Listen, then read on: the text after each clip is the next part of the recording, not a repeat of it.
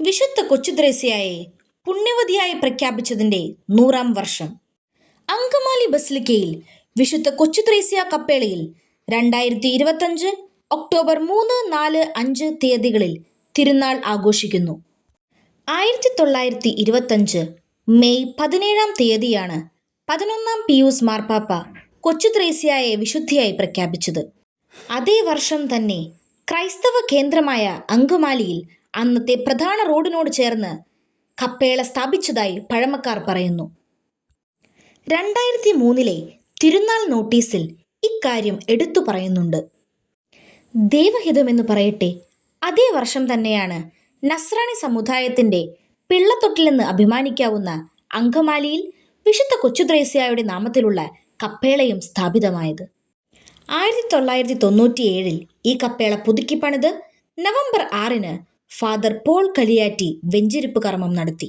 അങ്കമാലി ഇടവക ജനങ്ങൾ ചെറുപുഷ്പത്തോട് പ്രത്യേക ഭക്തിയും ആദരവും പ്രകടിപ്പിച്ചിരുന്നു.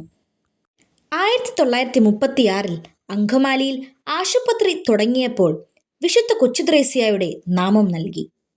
1970 ചെറുപുഷ്പ മിഷൻ ലീഗ് എന്ന ഭക്തസംഘടന അങ്കമാലിയിൽ തുടക്കം കുറിച്ചു.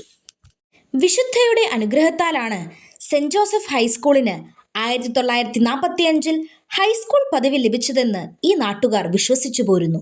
അതുകൊണ്ടാണ് തിരുനാൾ ദിവസം പ്രദക്ഷിണമധ്യേ സ്കൂൾ അങ്കണത്തിൽ രൂപം കയറ്റി വണങ്ങുന്ന പതിവ് ആദ്യകാലങ്ങളിൽ ഉണ്ടായിരുന്നത്.